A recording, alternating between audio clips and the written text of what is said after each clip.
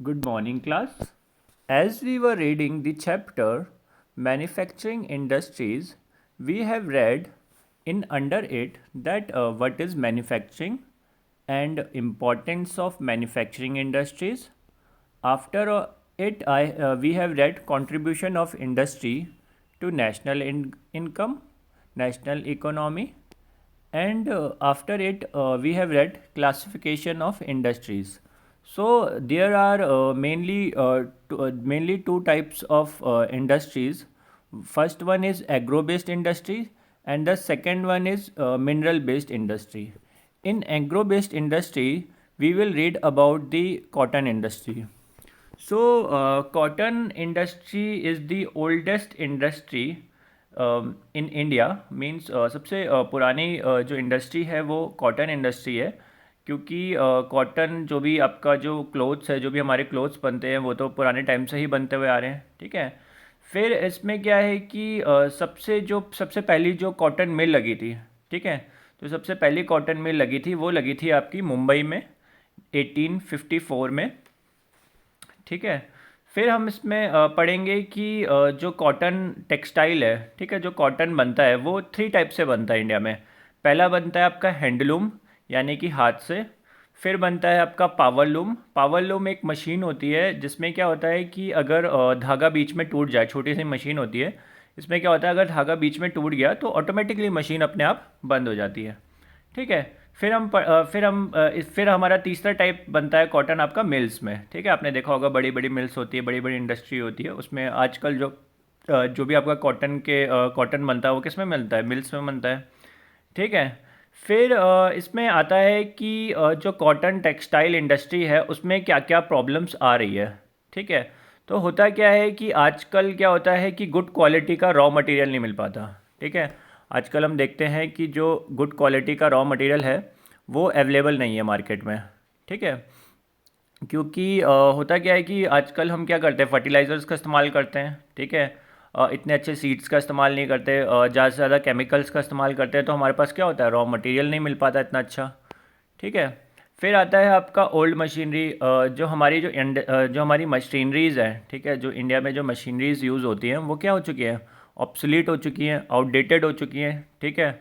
उसमें ज़्यादा से ज़्यादा रिसर्चेज नहीं हुई है, ठीक है, मशीनरीज़ में, ठीक है। फिर आता है आपका इरेटिक पावर सप्लाई। जो पावर सप्लाई है वो क्या है, कंटिन्यूस नहीं है, ठीक है। आपने देखा होगा बिजली की कितनी प्रॉब्लम होती है इंडिया में, ठीक है। फिर आता है आपका लेबर। क्या कहते हैं, जो लेबर है वो इतना प्रोडक्टिव नहीं है, ठीक है, वो इतना स्किल्ड लेबर नहीं मिलता इंडिया में, ठीक है। फिर आपका नेक्स्ट है कि सिंथेटिक फाइबर। हमारा क्या हो रहा है, जो केमिकल से बना हुआ सिंथेटिक फाइबर, उसमें क्या होता है बहुत ज़्यादा टफ कंपटीशन है कॉटन के लिए, ठीक है। एक तो वो सस्ता होता है, ठीक है, और वो मार्केट में ईजिली अवेलेबल है, ठीक है। तो ये सब प्रॉब्लम आ रही है आपकी हमारी एग्रो बेस्ड इंडस्ट्रीज़ में। Then second is your jute textile, ठीक है। फिर आती है आपकी सेकंड आपकी जूट इंडस्ट्री। तो इसमें देखते हैं जूट इंडस्ट्री में जो आपकी जूट इंडस्ट्री है वो क्या कहते हैं, इंडिया में 73 जूट मिल है, ठीक है। और इंडिया क्या है, सबसे लार्जेस्ट प्रोड्यूसर है रॉ मटेरियल का जूट का, ठीक है। इसमें क्या हुआ था जब इंडिया का डिवीज़न हुआ था, जब क्या कहते हैं बांग्लादेश बना था इंडिया से टूट के, तो क्या हुआ था कि हमारा जो जूट का ज़्यादा से ज़्यादा जो हमारा फर्टाइल लैंड है, ठीक है, जूट का, उस वो क्या हो गया था, बांग्लादेश में चला गया था या पाकिस्तान में चला गया था, ठीक है। तो इससे हमें काफ़ी नुकसान हुआ था। फिर इसमें जो हमारी जो सबसे पहली जो जूट की मिल लगी है वो कहाँ पे लगी है आपकी, कोलकाता में। कोलकाता में भी रिशरा में 1855 में, ठीक है क्लास।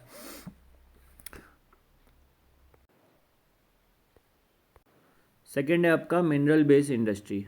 मिनरल बेस्ड इंडस्ट्रीज़ वो इंडस्ट्रीज़ होती हैं जिसमें कि आपका मिनरल्स का इस्तेमाल होता है, ठीक है। जैसे कि हो गया आपका आयरन हो गया, आपका एल्यूमिनियम हो गया, ठीक है। सीमेंट इंडस्ट्री, जो मिनरल्स हैं जो आपके अर्थ के नीचे से मिलते हैं, वो क्या कहते हैं, उसे कहते हैं हम मिनरल बेस्ड इंडस्ट्री, ठीक है। फिर जैसे कि आपका एग्रो बेस्ड कौन सा होता है, एग्रीकल्चर के रिलेटेड, ठीक है। तो मिनरल बेस्ड में भी हम बेसिकली अभी पढ़ने जा रहे हैं आयरन इंडस्ट्री। जो आपका आयरन इंडस्ट्री है उसे बेसिक इंडस्ट्री भी कहा जाता है, ठीक है। उसे बेसिक इंडस्ट्री कहने का रीज़न क्या है, क्योंकि वो रॉ मटेरियल को प्रोड्यूस करता है, ठीक है, रॉ मटेरियल प्रोवाइड कराता है, ठीक है, और इंडस्ट्रीज़ के लिए, इसलिए उसे बेसिक इंडस्ट्री कहा जाता है। फिर सेकंड है आपका इसे हैवी इंडस्ट्री भी कहा जाता है, ठीक है। हैवी इंडस्ट्री क्यों कहा जाता है, क्योंकि क्या कहते हैं, इसका जो रॉ मटेरियल है वो कैसा है, हैवी है, ठीक है, आयरन ओर है, इसमें कोल है, लाइमस्टोन है, ठीक है, जो जितने भी आपके रॉ मटेरियल का यूज़ हो रहा है वो क्या है, बल्की है नेचर में, ठीक है, भारी है, हैवी है।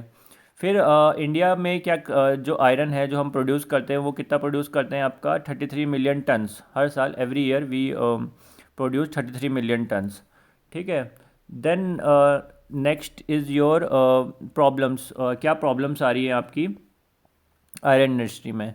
आयरन इंडस्ट्री में क्या हो रहा है, फर्स्ट क्या हो रहा है कि हाई कॉस्ट ऑफ प्रोडक्शन, जो हम प्रोडक्शन कर रहे हैं दैट इज़ वेरी हाई, क्योंकि जब आप आयरन को स्मेल्ट करते हो, ठीक है, जब आयरन को आप स्मेल्ट करते हो तो क्या होता है कि इसमें बहुत ज़्यादा टेम्परेचर की ज़रूरत पड़ती है, ठीक है, टेम्परेचर की ज़रूरत पड़ती है, उसको उतना टेम्परेचर देना पड़ता है, ठीक है, आयरन को स्मेल्ट करने के लिए, तो क्या होता है इसकी कॉस्ट बढ़ जाती है, ठीक है, उसमें भी आपका कोल का इस्तेमाल होता है जो कि आपका लिमिटेड है, ठीक है। फिर सेकंड आता है आपका लेबर, ठीक है, जो आपकी लेबर है वो क्या है, उतनी प्रोडक्टिव नहीं है, ठीक है, और इजीली अवेलेबल भी नहीं हो पाती, और क्या कहते हैं कॉस्टली पड़ जाती है आपकी लेबर, ठीक है। फिर आपका क्या कहते हैं पुअर इंफ्रास्ट्रक्चर, ट्रांसपोर्टेशन हमारा इतना अच्छा नहीं है, ठीक है, जो आपका क्या कहते हैं जो आपका मेनली आयरन जो निकलता है, ठीक है, जो प्रोड्यूस होता है वो कहाँ से होता है, झारखंड से, ठीक है। फिर उसको जो हमारी फैक्ट्रीज़ है कर्नाटका तक लेकर जाता है, तो क्या है हमारा ट्रांसपोर्टेशन का खर्चा बहुत बढ़ जाता है, ठीक है। फिर सेकंड है आपकी एल्यूमिनियम, ठीक है, सेकंड इंडस्ट्री हम पढ़ने वाले एल्यूमिनियम।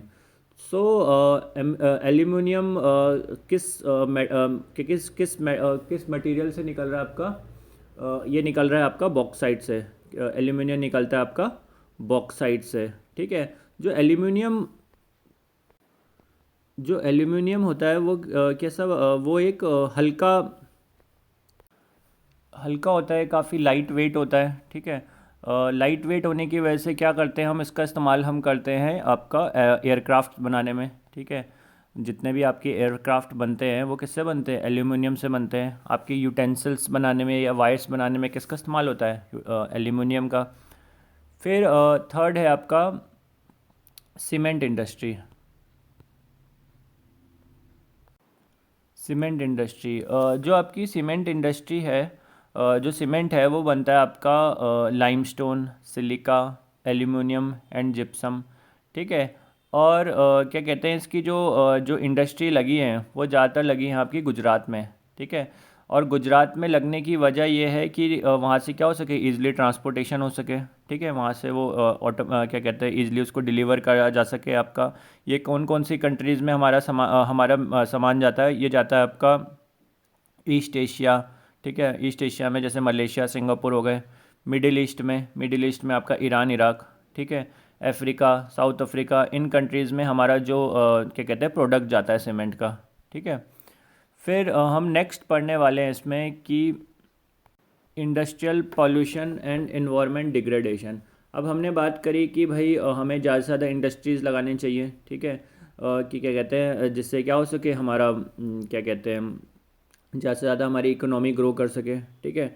बट अगर हम ज़्यादा इंडस्ट्री लगाएंगे तो उसके कुछ क्या कहते हैं उसके इल इफ़ेक्ट्स भी हैं, है ना, उसके कुछ नेगेटिव इफ़ेक्ट्स भी हैं। तो सबसे पहले क्या करती है आपकी जो हमारी जो इंडस्ट्रियाज हैं उनसे क्या निकलती है, आपकी ग्रीन हाउस गैसेज निकलती हैं।